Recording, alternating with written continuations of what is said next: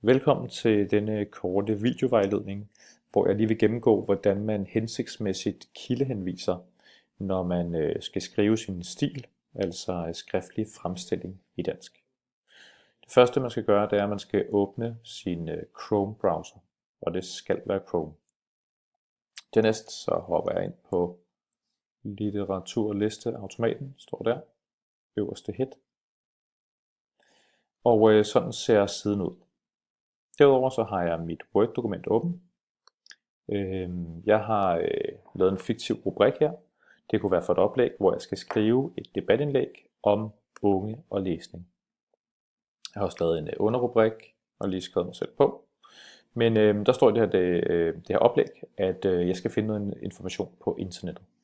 Og det vil jeg så gøre. Et søgekriterie kunne være, at danske elever læser dårligt. Så jeg hopper tilbage ind i Chrome. Åbner en ny browser, skriver danske elever læser dårligt, og så får jeg nogle forskellige hits.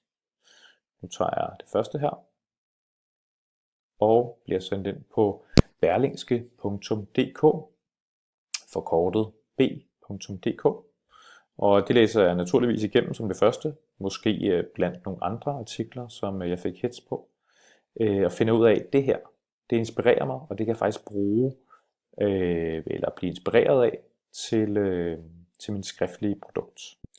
Så vil jeg gerne nu kildehenvise til netop denne artikel, fordi jeg kommer til at bruge den i mit debatindlæg. Og derfor hopper jeg tilbage ind i mit andet vindue her, min anden browservindue.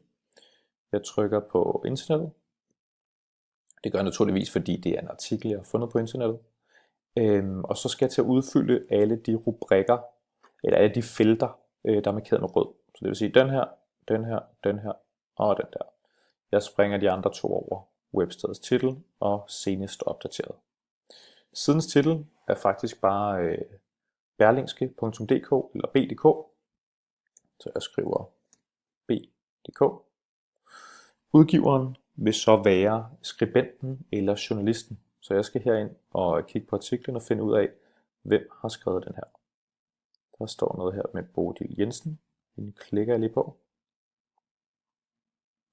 Og finder ud af, at hun er journalist på Berlingske Indlandsredaktion. Har været journalist siden 1991, så det må altså være hende, jeg skal have fat i. Hopper tilbage ind og skriver Bodil Jensen. Den der behøver jeg ikke have med. Og internetadressen. Det er så skal jeg lige en gang tilbage her, så jeg er på artiklen. Så her har jeg min artikel, og så går jeg lige op og kopierer her, og smider det ind. Således. I dag er det den 2. marts, og jeg angiver 02, fordi det skal være 2 angivelser.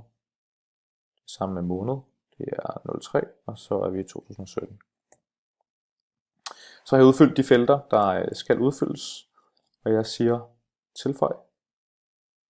Og så får jeg sørme hernede i bunden min litteraturhenvisning. Nu har jeg fået 2 af dem her. Det er fordi jeg har prøvet tidligere, men jeg napper bare den ene der, kopierer den, og smider den ind i mit Word-dokument, under kildehenvisninger. Og det passer jo fint, hvis det er den, jeg skal linke til eller bruge som inspiration her i starten, måske allerede efter mit underrubrik, hvor jeg introducerer til problemet, så er det jo fint, at den ligger øverst.